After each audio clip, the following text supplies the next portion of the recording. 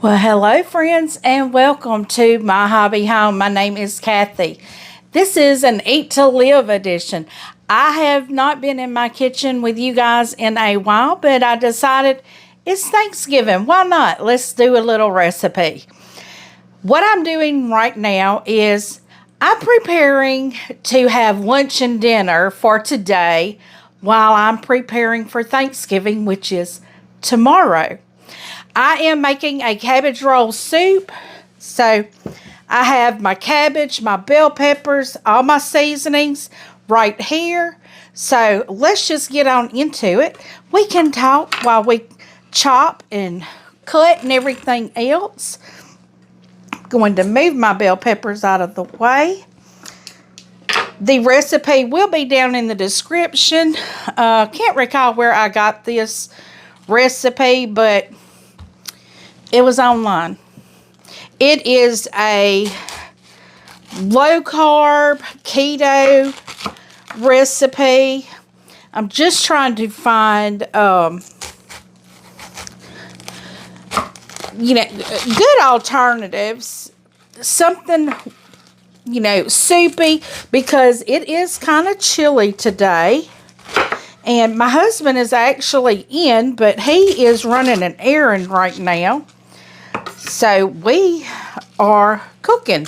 So what I'm doing is just chopping my cabbage. I don't necessarily want that hard part there. We need about 3 cups of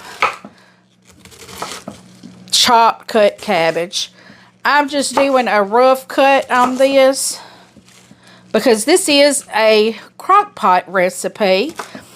And if you're like me and preparing for your Thanksgiving meal and you need something to eat today, it's Wednesday. I am doing all of my meal prep today. I thought I'd get some of it done over the weekend and get it froze. That didn't happen. So it doesn't look like I'm going to need that second head of cabbage. I am increasing the amount of cabbage needed though, because this is going to do us for several meals. And this way I don't have to cook anything, right after Thanksgiving. I'll have Thanksgiving leftovers. Well, I may not have Thanksgiving leftovers. That is the plan though. And I'm just trying to get this done so I can prep my holiday dinner. I'm just putting all that cabbage down in there. We need 1 pound of ground beef. I have pre-cooked this. I'm going to put the beef on top of the cabbage. I'm moving everything out of the way here so I can see my recipe. I need 1/3 cup of bell pepper. Chopped. So what I'm doing here is just cutting my bell pepper off, and I have a little chopper over here. I'm not going to chop it myself. I'm just going to put it through there because it does get a smaller chop.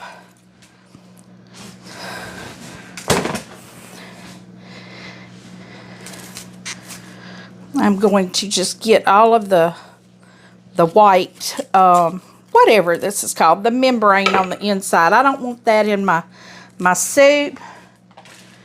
And the soup that I'm making, and you're probably wondering what I'm dropping over here.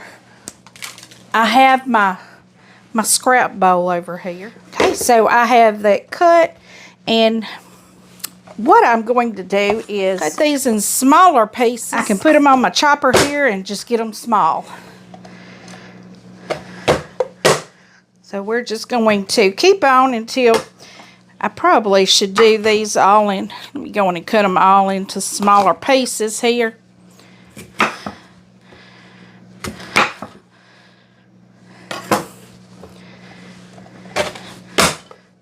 I probably should do that other bell pepper too, because that way I can go on and prep it for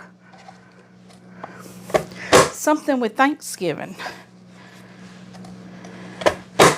And that's what I'm going to do. I'm going to go ahead and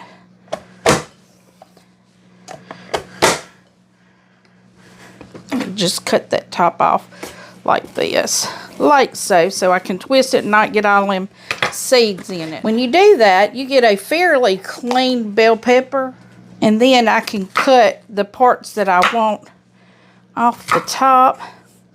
And if I don't use this in my preparations for Thanksgiving, I can always freeze dry it and have bell peppers on hand. And that is part of what I am doing today, is I am prepping for Thanksgiving. I'm prepping for the freeze dryer.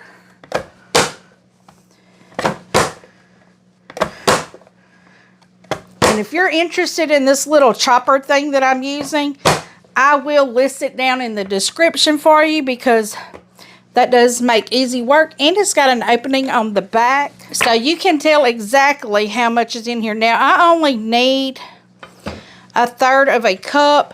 Being that I increased my cabbage, I'm going to do a whole cup of the bell pepper. There we go. Now, this is a cabbage roll soup. It's quick, easy, and very easy to prep for. So now we need a 10-ounce can. This is something like Rotel or just tomatoes with chilies in them. And no, I'm not doing organic. I had to buy my cabbage. I had to buy my bell peppers. I can't grow those. The beef, it is grass-fed, grass-finished beef that we purchased. It's from a cow that we purchased. So I know it's good quality. But we're just going to put this can. I probably need to increase that, but I'm not going to. And then you need a 7-ounce can. I believe this is a 6-ounce, which is okay, of tomato paste. I should have already had these open for you guys, but I am wanting to get this started real quick. Okay, so now I need to get this tomato paste over in there. Okay, now for our seasonings. We are going to do 1 tablespoon of chili powder, 1 teaspoon of oregano, 1 teaspoon of cumin,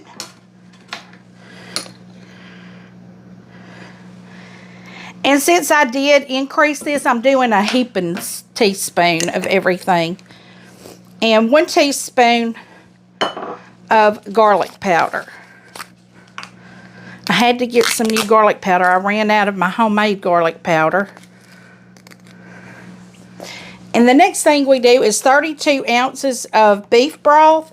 This is exactly 32 ounces. I will probably add some water since I increased the cabbage.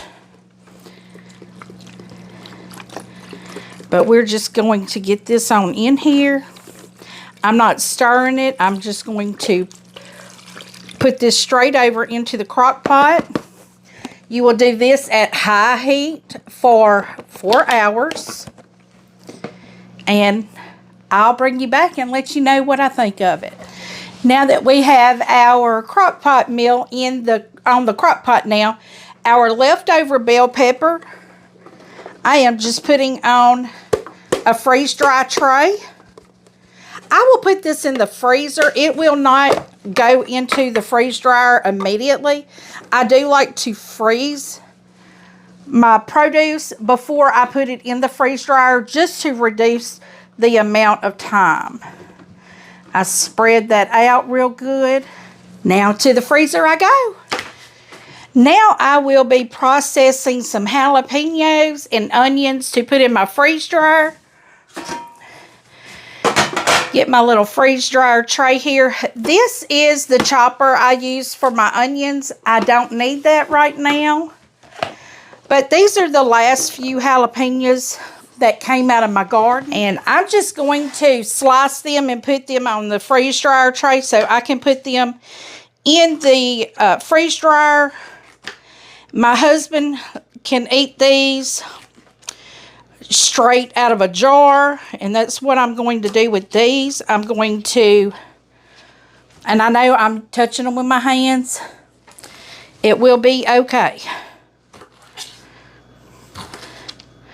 Because these are still green. They weren't on the bush very long before we had a low night come, and I was trying to get everything off the vine or off the plant. So I just pulled everything that was out there. I could probably go out there and find some more on it now, because we did have another 80-degree day. And it's been staying in the 70s all this week. And it's only Wednesday, but it did get cooler. We are having that cool spell come through. Cool spell for us is lower 60s. Because we don't normally have that. So we do enjoy it, though, when we get that.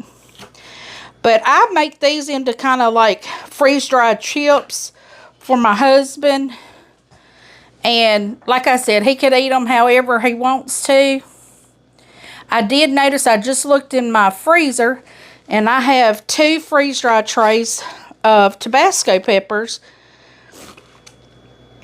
ready to go in the freeze dryer. They're frozen.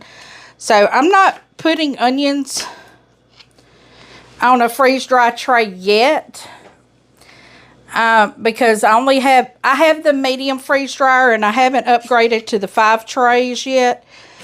That's another insert that you can buy to put in there. It's not necessary for me, but I will be doing some freeze drying coming up to Christmas, because I am going to be meal prepping my pantry with some dry mixes in my pantry for like soups and things like that.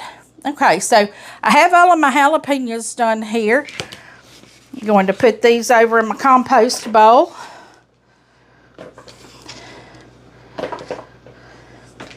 And I'll put these in the freezer. I'll be right back. And now we are processing our onions. I'm just going to, see, I have some already starting to sprout. I cannot grow onions. I don't know why. It obviously is something in my soil. But growing onions is not a strong suit of mine. Oh, that one was going bad. I'll just throw that one away.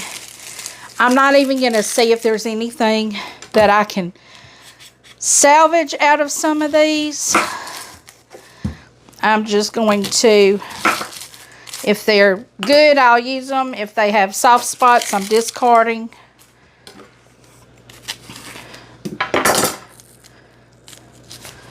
But what I'm doing here is prepping my onions to be freeze-dried, to be used in some meals for tomorrow, or some dishes for tomorrow's meal. And I'm just bringing you guys along with me. We're seeing what we can get done. Oh, this one feels like it was soft. Yep. Not even. I've got 2 more bags of onions over here, so just because I don't salvage any doesn't mean I don't have onions. I've got plenty of onions. And I know I don't need a whole bunch for tomorrow, so I may just do enough for tomorrow's meal. Well, I know it'll be more than enough for tomorrow's meal. But, okay. I'm going to bring this chopper. This is a different chopper than the one I did the bell peppers with, because this chopper has smaller dice holes. And I like my onions to be smaller. Oh, my eyes are watering, guys. That was a juicy onion.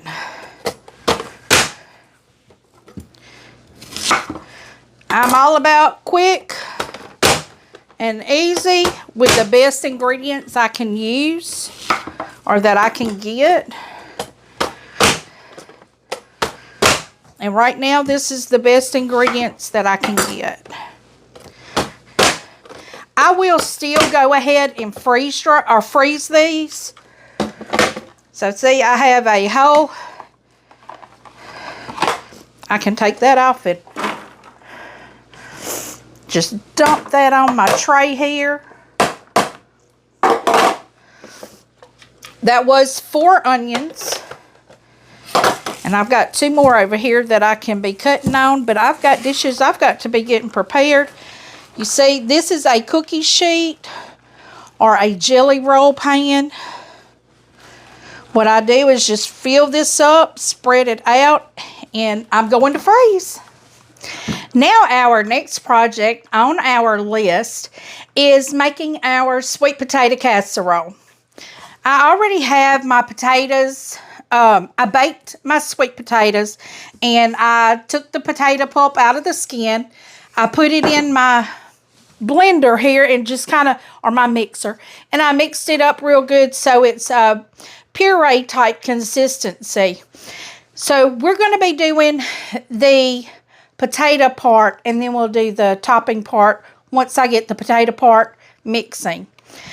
So for the potato part, I do have more than 4 cups. My recipe calls for 4 cups. I probably have quite a few more than 4 cups. But my recipe calls for 2 large eggs beaten. Well, since I have more than 4 cups, I'm doing more than 2 large eggs. I'm probably going to be doing 4 large eggs because of the amount. Let me see, are these large? No, these are medium. Dropping my eggshells over here in my compost, guys, so I'm not dropping them on the floor. Okay, so I've got 4 medium eggs here. I'm just going to whisk them up real good. Not that I really have to do that, because when I put it in the bowl with my potatoes, I'm going to mix them anyway, but I just like to do that as an extra step to make sure everything's going to blend well. Then the next thing we have is 1/2 cup of sugar. Well, I don't use sugar anymore the best of my ability. This is called RX sugar allulose. You have to use just a little bit more, like it calls for 1/2 cup. I want to use like 3/4 cup. But being that this is more, I am going to use close to a cup. Now, in my updates on Monday, I will let y'all know how this turns out. This is the first time that I am using the allulose in the sweet potato casserole, because I don't make this all the time. So, I will let you know how that turns out. Then we are to use 1/2 cup of milk. Anything that calls for milk in my baking, I will use evaporated milk, just because it works just as well. And once again, it's calling for 1/2 cup. I'm going to use closer to a full cup.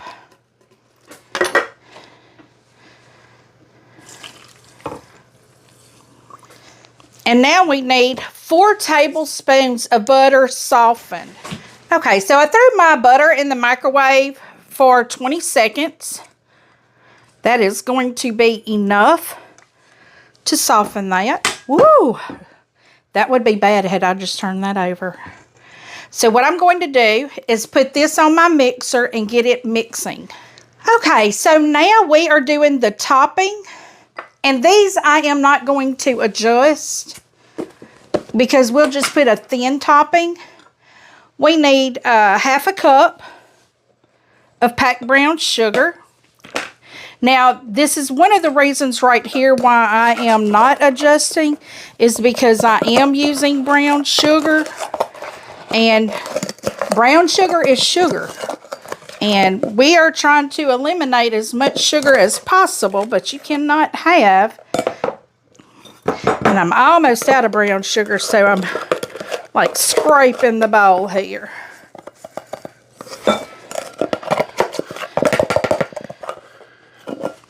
Okay, that's 1/2 cup there. But we need 1/3 cup.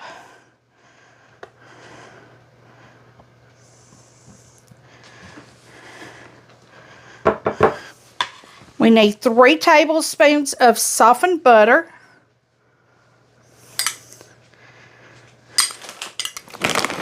And then we need 1/2 cup of chopped pecans. Now guys, I don't know if y'all have purchased pecans lately, but these things are expensive. So I'm finding my cups here. I like a little extra pecan. So I'm just putting a little extra. But probably once they're chopped, it's going to be about 1/2 cup.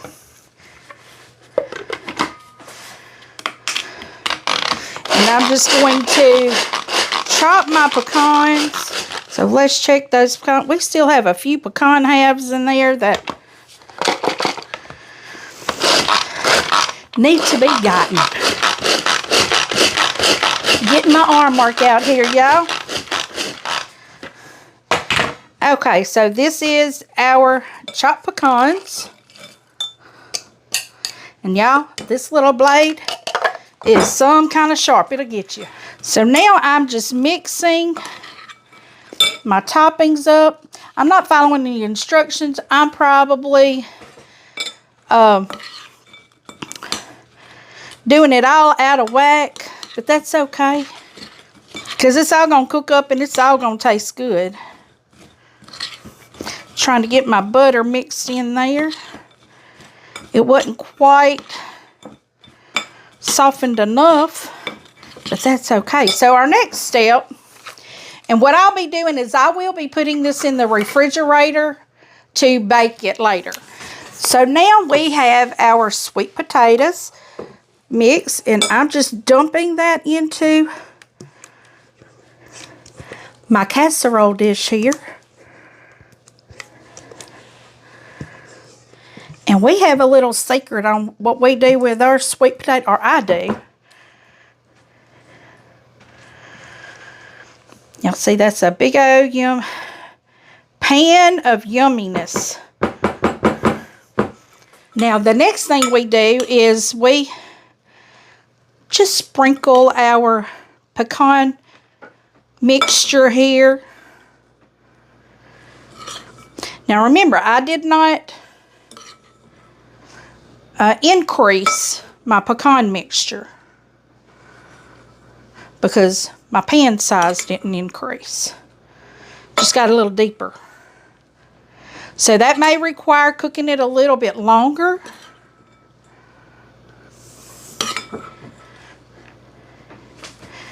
But let's just go on and get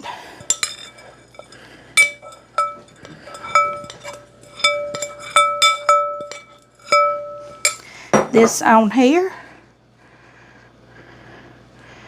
Get it kind of spread out a little bit.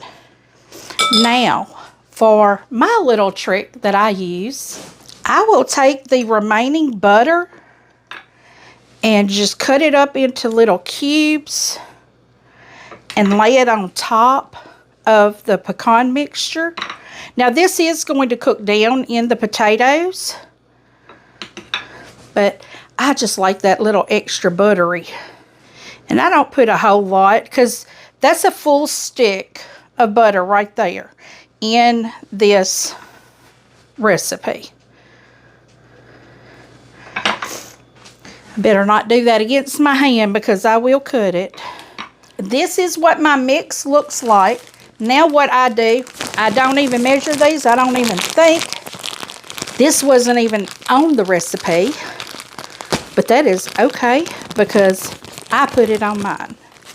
You take the mini marshmallows, and I know that's sugar, sugar, sugar. And you make sure you got you a nice layer of marshmallows